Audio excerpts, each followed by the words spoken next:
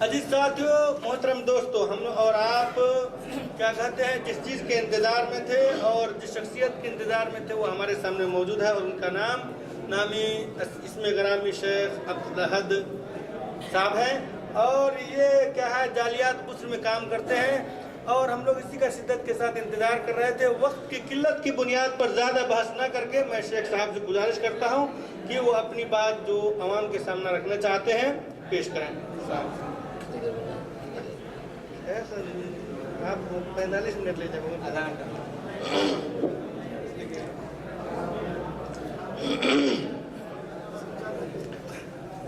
الحمدللہ رب العالمین والصلاة والسلام على رسوله الأمين، أما بعد، أعوذ بالله من الشيطان الرجيم، فالذين آمنوا به وعزروه ونصروه واتبعوا النور الذي أنزل معه أولئك هم المفلحون۔ وقال النبي صلى الله عليه وسلم: كل أمتي يدخلون الجنة إلا من أبى۔ قالوا: ومن أبى يا رسول الله؟ قال: من أطاعني دخل الجنة ومن عصاني فقد أبى۔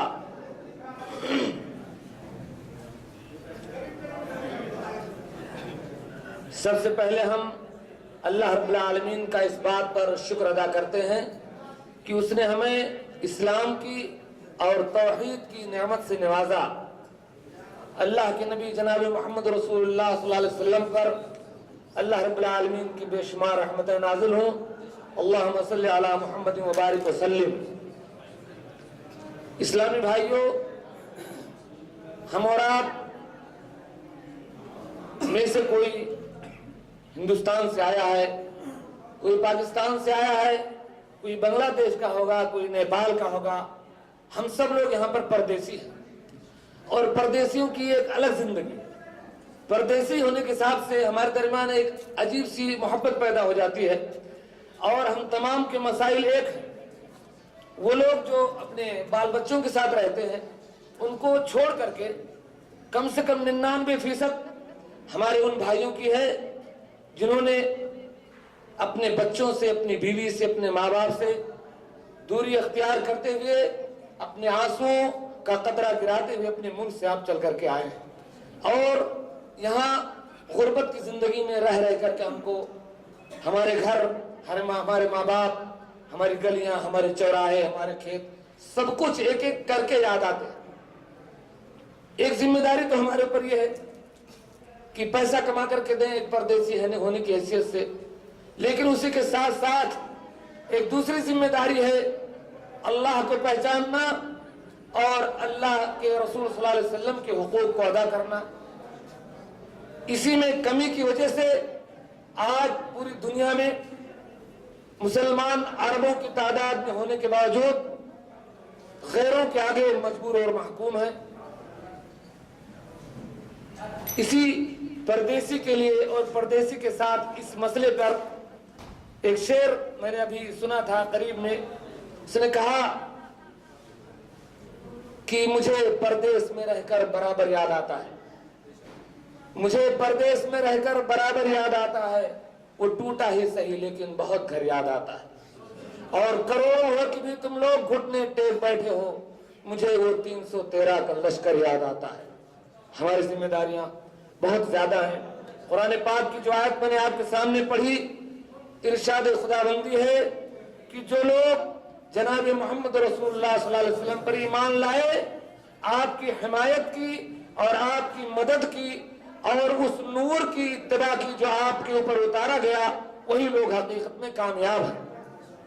اللہ کے نبی جناب محمد رسول اللہ صلی اللہ علیہ وسلم کی ایک مشہور حدیث میں نے پڑھی، آقا فرماتے ہیں میری امت کا ایک ایک فرد جنتی ہے سوائے اس کے جو جنت میں جانے سے انکار کر دے۔ صحابہ نے پوچھا بھلا جنت میں جانے سے کون انکار کرے گا؟ آقا نے فرمایا جو میرے راستے پر چلے گا وہ تو جنت میں جائے گا، اور جو میرے راستے سے ہٹ کے چلے گا ایسا سمجھو کہ اس نے جنت میں جانے سے انکار کر دیا۔ میرے بھائیوں، تو کہنے کا مقصد یہ ہے کہ ہمیں اللہ کے حقوق پہچاننے ہیں، اللہ کے رسول کے حقوق کو پہچاننے ہیں۔ عموماً ہوتا یہ ہے کہ ہم اس غربت کی زندگی میں اپنے کفیل، اپنے کاروبار، اپنے بقالے اور اپنے مزرعہ اور اپنے کاروبار اور تجارت کے چکر میں پھنس کر کے روپیہ پیسہ کمانے کے چکر میں اپنے دین کو بھول جاتے ہیں۔ ہم دوسروں کے لیے تو سارا بیلنس کر لیتے ہیں، اپنی بیوی کو آرام دیتے ہیں، اپنے بچوں کو، لیکن خود اپنی جان کو جہنم کی آگ سے بچانے کے لیے کچھ نہیں کر پاتے۔ اکبر الہ آبادی رحمت اللہ علیہ ایک بار کسی کالج میں پہنچے۔ وہ کالج جو عصری تعلیم کا کالج ہے، جہاں پر مسلمان لڑکے تعلیم حاصل کرتے ہیں، اپنا دین بیچ کر کے اپنے رسول اور اپنے صحابہ کی زندگیوں کو بھول کر کے دنیاوی تعلیم میں بڑے بڑے نیتاؤں کو جانتے ہیں، لیڈروں کو جانتے ہیں، سیاستدانوں کو جانتے ہیں۔ کالج کے پارک میں نوجوان لڑکے بیٹھے ہوئے ہیں، اکبر الہ آبادی جا کر کے پوچھتے ہیں اسلام کے بارے میں، اللہ کے رسول کے بارے میں، صحابہ کرام کے بارے میں۔ ایک بھی مسلمان بچہ اپنے دین کے بارے میں کچھ نہیں جانتا ہے، اور دنیاوی چیز کے بارے میں، سیاستدانوں کے بارے میں اور سیتارام کے بارے میں اور نہ جانے ساری چیزیں وہ بتا دیتا ہے۔ تب اکبر الہ آبادی نے ایک بہت درد بھرا شعر کہا تھا، اور وہی شعر میں اپنی نصیحت کے لیے بھی کہتا ہوں اور آپ بھائیوں سے بھی عرض کرتا ہوں کہ تم شوق سے کوئی جو بھی کام کرتے ہو، وہ ان کالج والوں کے لیے کہا تھا، لیکن میں مختلف پیشہ میں کام کرنے والے بھائیوں سے بات کہتا ہوں کہ تم شوق سے کالج میں پھلو، پارک میں پھولو، جائز ہے غباروں پہ اڑو، چرخ پہ جھولو، بس ایک سبق بندے عاجز کا رہے یاد، اللہ کو اور اپنی حقیقت کو نہ بھولو۔ اللہ کے حقوق آپ نے جانے حضرت معاذ بن جبل رضی اللہ تعالیٰ عنہ کی اس حدیث سے، جس میں حضرت معاذ کہتے ہیں کہ میں اللہ کے نبی صلی اللہ علیہ وسلم کے پیچھے آپ کی سواری پر سوار تھا۔ اللہ کے نبی تھوڑی دور چلے، مجھ سے کہنے لگے معاذ، میں نے کہا اللہ کے رسول میں حاضر ہوں۔ 3 بار اللہ کے نبی صلی اللہ علیہ وسلم نے مجھے آواز دی، میں نے کہا لبیکا و سعدیک یا رسول اللہ، اے اللہ کے رسول معاذ حاضر ہے۔ تب آپ نے سوال کیا، یہ وہ سوال ہے جس کا جواب جاننا ہر مسلمان کے لیے اور ہر موحد کے لیے ضروری ہے۔ فرمایا اتدری ما حق اللہ علی العباد، تمہیں پتا ہے کہ اللہ کا بندوں پر کیا حق ہے؟ معاذ نے کہا اللہ و رسولہ عالم، اللہ اور اس کے رسول بہتر جانتے ہیں۔ تب آپ نے فرمایا حق اللہ علی العباد ان یعبدوہ ولا یشرکوا بہ شیئا، اللہ کا حق بندوں پر یہ ہے کہ بندے صرف اور صرف اللہ کی عبادت کریں اور اس کے ساتھ کسی کو شریک نہ کریں۔ پھر پوچھا پھر بندوں کا حق اللہ کے اوپر کیا ہے؟ حضرت معاذ نے کہا اللہ اور اس کے رسول بہتر جانتے ہیں۔ فرمایا بندے کا حق اللہ پر یہ ہے اللہ یعذب من لا یشرک باللہ شیئا، کہ جو بندہ موحد ہو، اللہ کے ساتھ کسی کو شریک نہ کرتا ہو، اللہ تعالیٰ اپنے اس بندے کو عذاب بھی نہ دے۔